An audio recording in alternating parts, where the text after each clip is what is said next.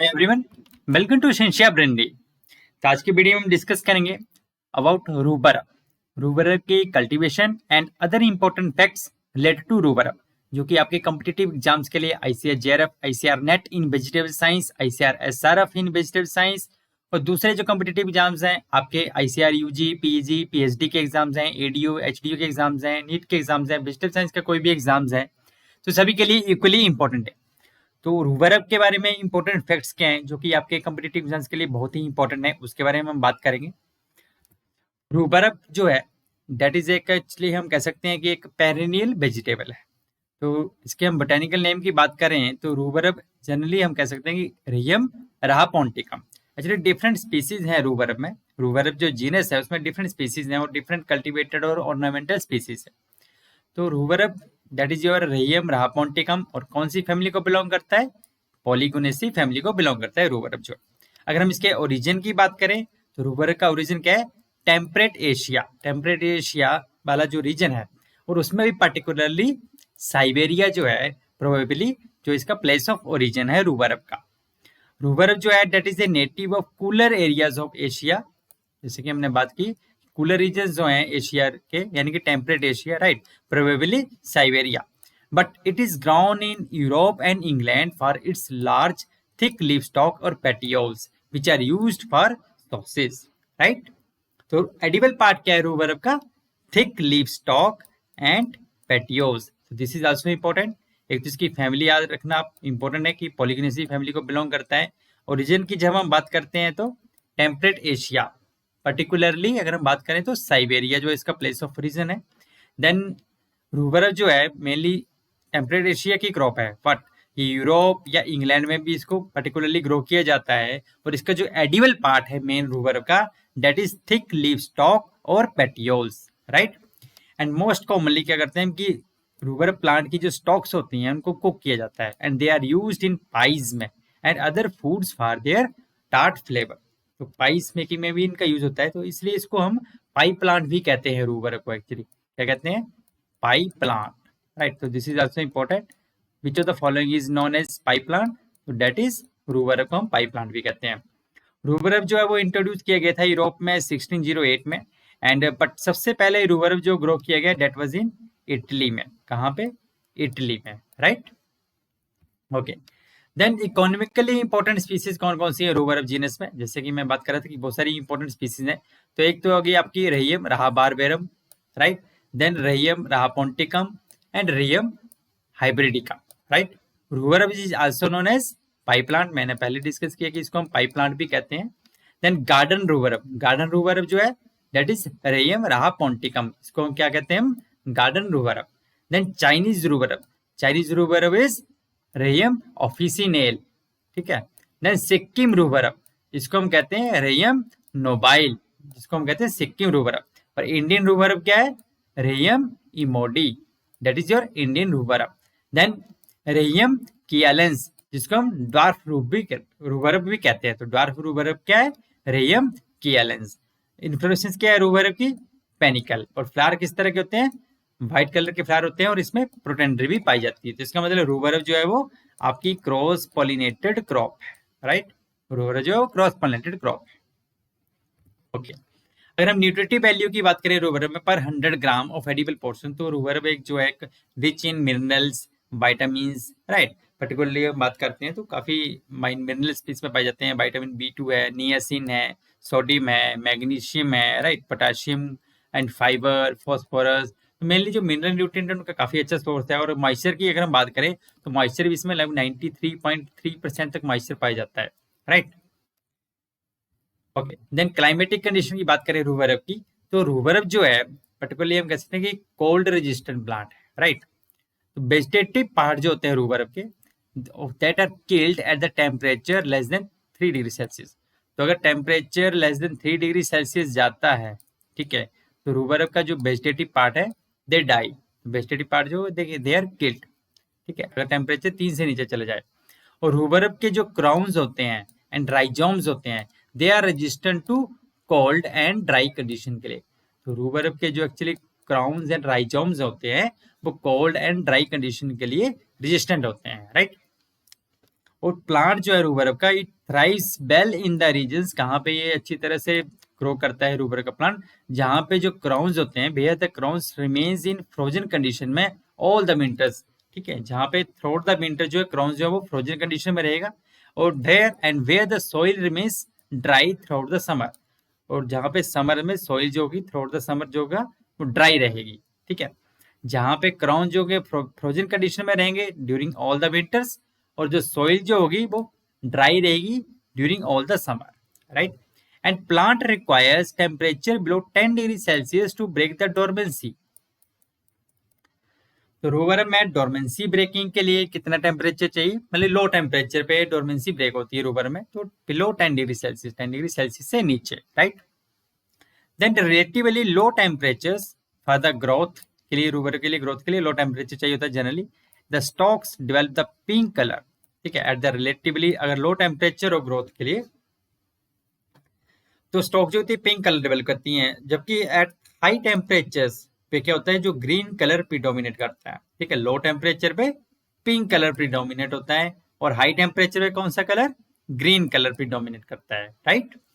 Rhubarb does not grow well in the regions where the mean temperature during the summer is 24 degree Celsius. तो summers में अगर average temperature आपका 24 degree तक भी है, तब भी रूबर जो अच्छी तरह ग्रो नहीं करता है, क्योंकि रूबर जो मेनली कोल्ड रीजन की क्रॉप है, राइट। और जहाँ पे विंटर का जो मीन टेम्परेचर है that is much above 4.4 degree Celsius से ऊपर होता है। तो rhubarb actually that is cold resistant plant है, तो दिस इज इंपॉर्टेंट, रूबर जो है कोल्ड रेजिस्टेंट प्लांट है, राइट। एंड हम कह सकते हैं कि समर में इसमें हैबिट ऑफ डोरमेंसी होती है, and it grows well in winters and spring में अच्छी तरह से ग्रो करता है, और समर में ये डोरमेंट रहता है, राइट, रूबर जो है। एंड डोरमेंसी ब्रेक करने के लिए हमें टेम्परेचर चाहिए होता है लेस देन 10 डिग्री सेल्सियस का। अगर हम इंपॉर्टेंट वराइटीज की बात करें रूबरब की, तो रूबरब जो है उसको हम एज ए आउटडोर क्रॉप भी ग्रो करते हैं, outdoor plant crop, and as a forcing plant भी हम इसको ग्रो करते हैं। कल्टीवार जो होते हैं रूबरब के, तो डिफरेंट टाइप्स के कल्टीवार होते हैं, जैसे कि कलर ऑफ देयर पेटियोल्स, तो उनका पेटियोल कलर क्या है उसके बेस पे।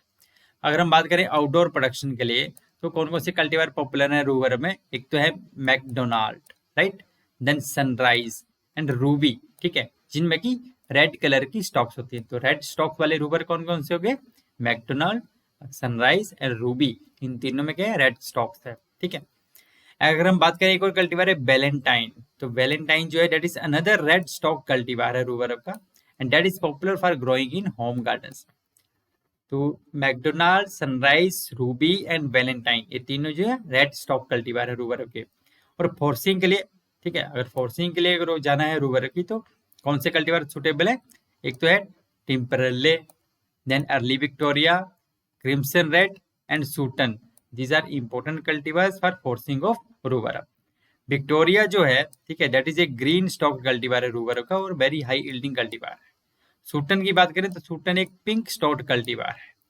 देन अदर कल्टीवार्स भी है रूबर में, जैसे कि चाइना रेड हो गया, cherry red sorry, and strawberry. तो चेरी रेड एंड स्ट्रॉबेरी किसकी वैरायटी है, रूबर की वैरायटीज है, राइट। तो रेड स्टॉक वाले कल्टीवार कौन कौन से हैं, और ग्रीन स्टॉक वाला कल्टीवार कौन कौन से हैं, राइट, वो ध्यान रखना। जैसे कि विक्टोरिया जो है ग्रीन स्टॉक कल्टीवार है रूबर का। अगर हम प्लांटिंग की बात करें तो रूबर जो है मेनली प्रोपेगेट होता है कैसे, बाय डिवाइडिंग द क्राउन्स, ठीक है। तो हम कह सकते हैं कि by commercial method of propagation of rhubarb क्या है, division of crown, right, division of crown. तो रूबर जो है मेनली प्रोपेगेट होता है डिवीजन ऑफ क्राउन से, राइट। जबकि अगर हम ये नई वैरायटीज डेवलप कर रही हैं तो हम सीड से ग्रो करते हैं। सीड प्रोडक्शन जो है हम कह सकते हैं कि सीड प्रोपेगेशन हम यूज कर सकते हैं for development of new varieties, right, okay. तो मेनली प्रोपेगेट होता है बाय डिवीजन ऑफ क्राउन, जो कि हम क्राउन कहाँ से लेते हैं, which are found during the previous season में बने होते हैं। उसके बाद क्राउन को हम डिवाइड कर देते हैं इन द लेट फॉल और अर्ली स्प्रिंग में, राइट। तो लेट फॉल या अर्ली स्प्रिंग सीजन में इनको हम डिवाइड कर देते हैं, मतलब division of crown for planting के लिए, ठीक है। And plant must be divided and reset every 4 years to keep the bed in vigorous condition, right. तो हर 4 साल के बाद हमें बेड को रीसेट करना पड़ता है ताकि वो बेड जो है उसमें विगरस ग्रोथ देखने को मिले प्लांट्स की, राइट। अगर प्लांट्स को डिवाइड ना करें तो they may become large and stalks may become more numerous than desired, right. तो सीड स्टॉक्स जो होती हैं they should be removed as they appear. तो अगर जैसे ही आपको सीड स्टॉक मिले, जैसे फ्लावरिंग वाली स्टेम्स मिले, देखने को मिले, तो उनको हमें रिमूव कर देना चाहिए जैसे वो अपीयर होती हैं। सीड प्रोपेगेशन जो है, जैसे कि मैंने अभी कहा कि सीड प्रोपेगेशन हम करते हैं for the development of new varieties की डेवलपमेंट के लिए हम क्या करते हैं, सीड प्रोपेगेशन करते हैं, राइट। और क्राउन की प्लांटिंग कब करते हैं हम, ड्यूरिंग द स्प्रिंग में, where the freezing temperature are common. जहाँ पे फ्रीजिंग टेम्परेचर कॉमन है तो वहाँ पे हम स्प्रिंग में प्लांटिंग कर सकते हैं। और जहाँ पे crowns are planted in autumn season में, कहाँ पे, where the temperature is not freezing. तो जहाँ पे फ्रीजिंग टेम्परेचर नहीं अवेलेबल है तब हम प्लांटिंग करते हैं, कब, ऑटोमन सीजन में। और जब फ्रीजिंग टेम्परेचर अवेलेबल है तब हम प्लांटिंग करेंगे स्प्रिंग सीजन में, right. And naturally good drainage facility भी होनी चाहिए रूबरब की कल्टीवेशन के लिए। स्पेसिंग की बात करें रूबरब में तो 120 to 180 centimetre by 60 to 120 centimetre की स्पेसिंग रखते हैं row to row and plant to plant. और कॉमनली यूज स्पेसिंग जो है for the commercial rhubarb planting के लिए वो क्या है, रोज के बीच में row 120 centimetre apart and plants के बीच में 120 सेंटीमीटर अपार्ट, राइट। तो हम कह सकते हैं कि 120 बाय 120 सेंटीमीटर की स्पेसिंग रखते हैं हम रूबरब में, राइट। एंड ट्रेंचेस जो डग करते हैं हम रूबरब में प्लांटिंग से पहले तो they are 15 centimetre deep. And crown को जब हम क्राउन पीसीस को प्लांट करते हैं तो कितनी डेप्थ पे उनको प्लेस करते हैं, 5 centimetre below the surface of the soil in the trench root. कितनी डेप्थ पे सोइंग करते हैं, 5 centimetre, right. Then nutrient ratio की जब हम बात करते हैं तो रूबरब जो है मेनली न्यूट्रल पीएच पे बेटर ग्रो करती है, जैसे 6 टू 6.5 6.8, तो ऑप्टिमम पीएच है रूबरब के लिए। एंड रूबरब जो एक हैवी फीडर क्रॉप है और इसमें हम कह सकते हैं कि हाई डिमांड है कैल्शियम के लिए, मैग्नीशियम जैसे माइक्रोन्यूट्रिएंट के लिए। रूबरब जो है एक हैवी फीडर है, इसलिए बेस्ट परफॉर्म करती है sandy loam to loam soils में। तो सैंडी लॉम से लॉम सॉइल जो है इसके लिए बेस्ट है, प्रोवाइडेड कि उनमें गुड ऑर्गेनिक मैटर होना चाहिए एंड बेटर ड्रेनेज फैसिलिटीज होनी चाहिए, राइट। एंड अगर हमें अर्ली क्रॉप लेनी है तो हम लाइट सॉइल्स में हम प्लांटिंग कर सकते हैं, राइट। और अगर हम बात करें मैन्योरिंग की तो बेल रोटन बायम यूज कर सकते हैं at the rate of 500 quintal per hectare. उसको हम अप्लाई कर देते हैं अप्लॉइंग से पहले फील्ड में, राइट। अगर आपके लो ऑर्गेनिक मैटर है वहां पे तो 500 क्विंटल पर हेक्टेयर एबायम यूज कर सकते हैं, right. And a green manure crop is desirable to be incorporated 1 year before planting the rhubarb. तो ऐसा भी कहा जाता है कि रूबरब प्लांटिंग से 1 साल पहले अगर ग्रीन मैन्योर क्रॉप ग्रो हो रही हो उस फील्ड में तो that is more desirable, right. अगर हम नॉर्मली बात करें एनपीके की तो 100 टू 150 केजी आपकी नाइट्रोजन, फास्फोरस, पोटेशियम इसके लिए ऑप्टिमम डोज है, राइट। एंड नेचुरली बात है कि नाइट्रोजन में लीचिंग प्रॉब्लम होती है तो नाइट्रोजन हम अप्लाई करते हैं स्प्लिट डोजेज में, मतलब कि 2 to 3 एप्लीकेशन करते हैं नाइट्रोजन की, राइट।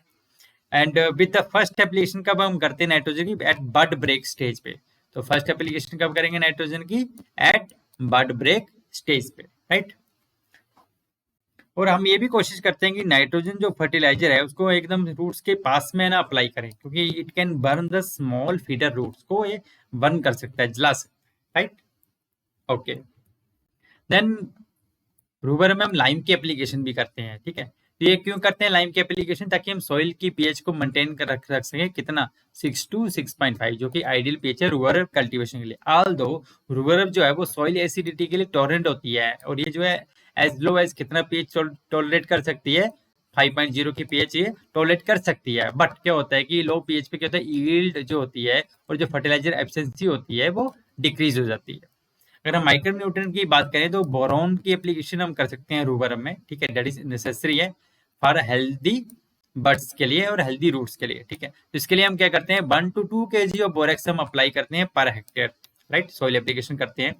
देन रूबरब में डोरमेंसी ब्रेकिंग के लिए हम क्या करते हैं, एक तो हमने कहा कि less than 10 degree centigrade temperature चाहिए फॉर डोरमेंसी ब्रेकिंग इन रूबरब। और इसके अलावा हम पीजीआर भी यूज कर सकते हैं, जैसे कि gibberellic acid is useful in रूबरब forcing to break the dormancy, right. तो डोरमेंसी ब्रेकिंग के लिए रूबरब में क्या यूज कर सकते हैं हम, gibberellic acid, right. Okay, harvesting की बात करते हैं तो रूबरब की जो हार्वेस्टिंग है that is not done during the first year of growth. तो हमेशा रूबरब की जो हार्वेस्टिंग करते हैं हम सेकेंड ईयर में करते हैं, ठीक है। तो रूबरब की हार्वेस्टिंग जो करते हैं हम सेकेंड ईयर से स्टार्ट करते हैं। तो सेकेंड ईयर प्लांटिंग जो होती है उनको हम हार्वेस्ट करते हैं, राइट। तो leaves of the thick leaf stalk और पेटियोलिक आते हैं। तो leaves of the field ground plants are usually serially harvested and जो पेटियोल्स होती है they are not removed by cuttings to avoid the virus spread. तो पेटियोल्स को जब हम रिमूव करते हैं तो कटिंग नहीं करते, मतलब कि कोई इम्प्लीमेंट यूज नहीं कर सकते हैं, जैसे नाइफ करते हैं, ठीक है, उस टाइप के इम्प्लीमेंट हम यूज नहीं कर सकते हैं, करते हैं ताकि वायरस का स्प्रेड जो वो कम, वायरस के स्प्रेड को हम रोक सके। जो रेड वैरायटीज होती हैं they tend to yield about half that of green varieties. इसका मतलब कि जो ग्रीन वाली वैरायटीज हैं उनकी यील्ड जो होती है वो ज्यादा होती है, और रेड वैरायटी जो है उनकी यील्ड जो होती है लगभग हाफ होती है ग्रीन वैरायटी से। टोटल एवरेज यील्ड की बात करें तो 150 टू 400 क्विंटल पर हेक्टेयर हमें यील्ड मिल सकती है रूबर में एक सिंगल कटिंग से एक हार्वेस्टिंग सीजन में, ठीक है। और हार्वेस्टिंग कब स्टार्ट होती है रूबर की? लेट मई और अर्ली जून में हार्वेस्टिंग स्टार्ट हो जाती है, वैरायटी के ऊपर डिपेंड करता है अदरवाइज। और हार्वेस्टिंग जो है लगभग हम कह सकते हैं लगभग 8 टू 10 वीक्स, लगभग हम कह सकते हैं 2 टू 2.5 मंथ तक हार्वेस्टिंग चलता रहता है रूबर। रूबर इज मेनली हम कह सकते हैं हार्वेस्टेड बाय हैंड से ही, राइट। इसमें क्या कहते हैं स्टॉक्स को हम पुल्ड रेदर देन कट, तो यहाँ पे भी स्टॉक्स को काटना नहीं है जबकि उनको पुल करना है, खींच लेते हैं हाथ से, राइट। एंड लीव्स जो उनको हम फील्ड में ही रिमूव कर देते हैं लीव्स को, and only stalks are marketed, क्योंकि thick leaf stalk edible part and petiole ही इसके एडिबल पार्ट है, thick leaf stalk and petiole. And second year harvest are preferred, तो जैसे कि मैंने कहा कि हार्वेस्टिंग जो करते हैं रूबर का वो हम सेकेंड ईयर से करते हैं। और अगर हम कह सकते हैं रूबर जो एक पेरनियल प्लांट है तो लगभग रिप्रोडक्टिव हमें यील्ड दे सकता है, प्रोडक्टिव रहता है 5 टू 10 ईयर्स तक, राइट, 5 से 10 साल तक ये प्रोडक्टिव रहता है। ओके, देन अगर हम बात करें grading, packing and storage of rhubarb का, तो जो हार्वेस्टिंग करते हैं हम स्टॉक्स की, जो रूबर स्टॉक्स हैं, जब इनको हार्वेस्ट करेंगे तो उनको वॉश करेंगे, फिर उनको टाई कर देंगे बंडल्स में, और एक बंडल का जो वेट होगा वो कितना होगा 0.5 kg का होगा या उससे ज्यादा भी हो सकता है। और उसके बाद उनको फिर बॉक्सेस में पैक कर देते हैं शिपिंग के लिए, पेपर, ठीक है, और रैप कर देंगे पेपर से शिपिंग के लिए। जो ग्रेडिंग हम करते हैं रूबर में तो हम कर सकते हैं according to the stalk length के बेस पे, स्टॉक के कलर के बेस पे एंड क्वालिटी के बेस पे। तो generally it can be graded as grade 1 and grade 2 rhubarb, right. और अगर हम बात करें स्टोरेज की तो जो स्टॉक्स होती हैं they remain in good condition for about 4 weeks, मतलब 1 मंथ तक उनका स्टोरेज रहता है अगर हम उनको स्टोर करें 1 टू 2 डिग्री सेल्सियस टेम्परेचर में विद 92% रिलेटिव ह्यूमिडिटी। बट हम स्टोरेज कंडीशन को यानी कि शेल्फ लाइफ को बढ़ा सकते हैं अगर हम इसको स्टोर करें at 0 degree Celsius 90% relative humidity पे, राइट।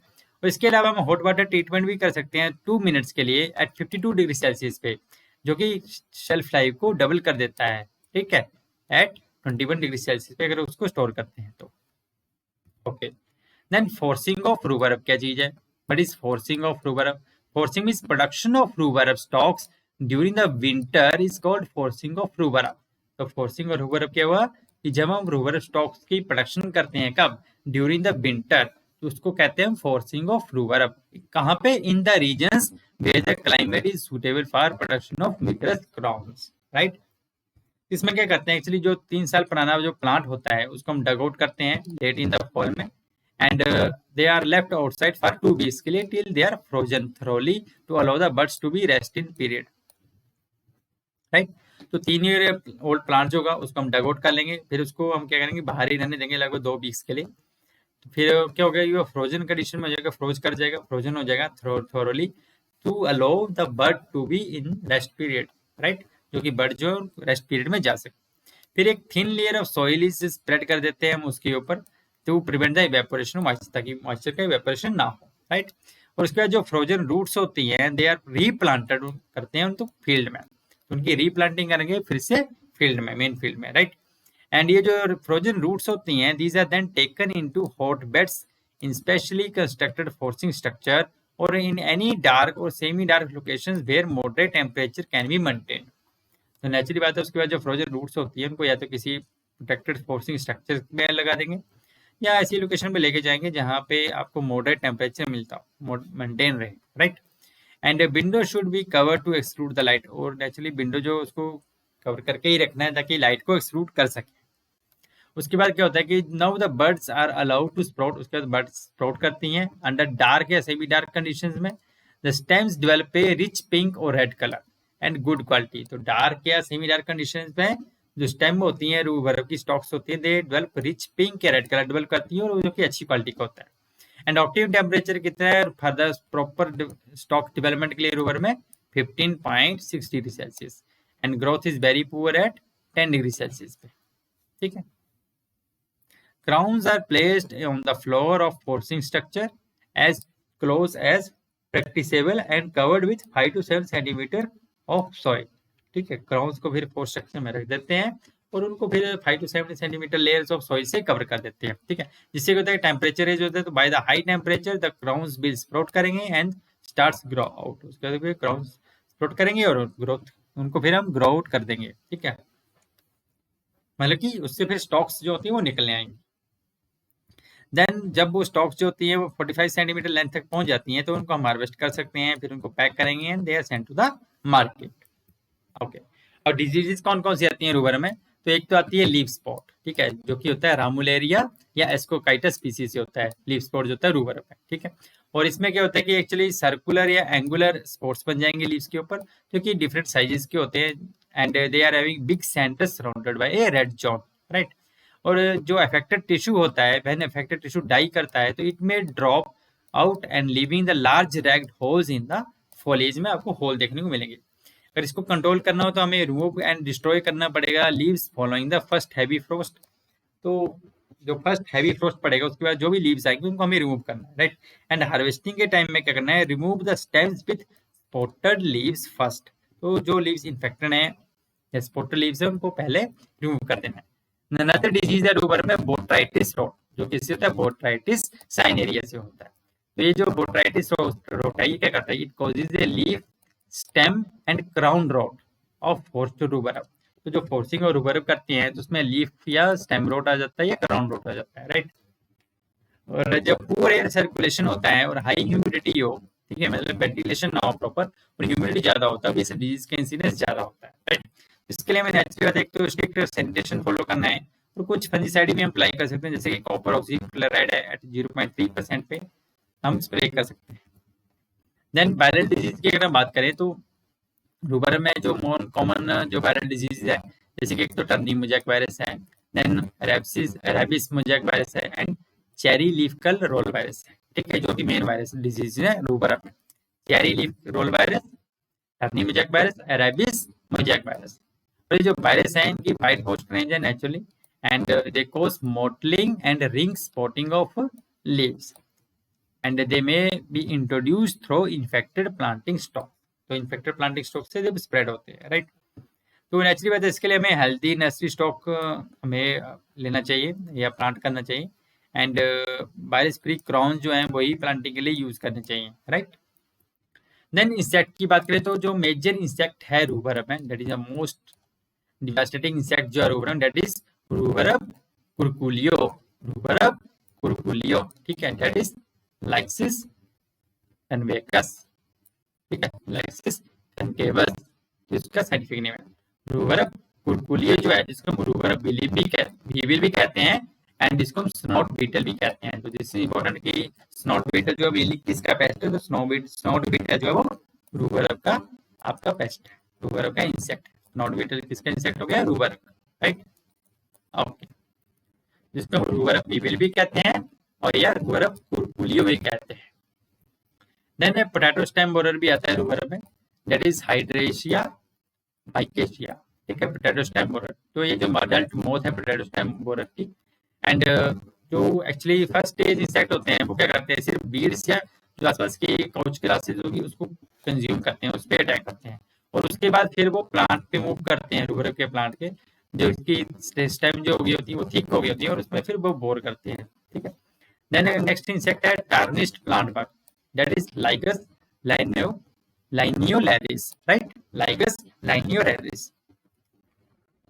और ये जो टार्निश प्लांट बग ये क्या करता है कि रूबर प्लांट को कैसे डैमेज करता है, ये पियर्सिंग कर देता है अपनी माउथ पार्ट्स को लीव्स में एंड जो स्टॉक्स में, स्टॉक्स में and thus causing wilting and distortion of leaves and this bug is a pest of new plantings, right, okay। and next is black bean aphid. तो black bean aphid जो है that is scientifically Aphis fabae और इसकी जो heavy population है specially that also causes curling और wilting of leaves, right, and there is also potential for the spread of viruses by this aphid. तो ये जो एफिड है ये वायरल डिजीज का वेक्टर भी है, right. So these are the important pests of ruber, right? Next is कुछ important facts देखते हैं रूबर के बारे में। रूबर जो है एक पेरिनियल प्लांट है जिसमें कि हैविंग लैक्सेटिव टेंडेंसी होती है और it is used to treat constipation problems के लिए पर्टिकुलरली यूज किया जाता है, राइट। ठीक है, पेरिनियल प्लांट है, कॉन्स्टिपेशन में मेनली यूज करता है। रेहियम पाल्मेटम, तो रेहियम पाल्मेटम जो है दैट इज मेडिसिनल रूबर है, उसको हम क्या कहते हैं, मेडिसिनल रूबर। तो रूबर जो है that also contains anthranoids, sennosides and rhein, ठीक है, जिसकी वजह से इसमें मेडिसिनल प्रॉपर्टीज होती हैं। और जो कलर होता है रूबर स्टॉक्स का that can very, that colour जो होता है रूबर स्टॉक्स का दैट में भी डीप रेड भी हो सकता है, रोज स्पेकल पिंक भी हो सकता है, तो सिंपली ग्रीन भी हो सकता है। एंड जो कलर होता है डीप रेड अगर बात करें तो एंथोसायनिन की वजह से होता है, ठीक है। इन द अर्ली ईयर्स में रूबर जो होती है, in its early rhubarb was primarily used for pies के लिए and earning it nickname pie plant, इसलिए इसको पाई प्लांट भी कहते हैं रूबर को।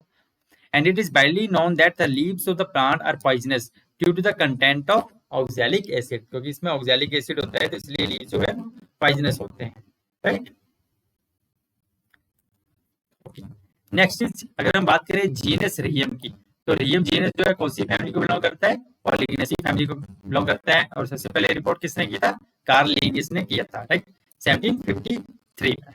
देन ओरिजिन ऑफ रूबर बर्ड की अगर बात करें तो रूबर बर्ड जो है ऐसा माना जाता है, अज्यूम किया जाता है कि this is the derivative of Greek word कौन सा, रियो, जिसका मतलब होता है फ्लो, राइट।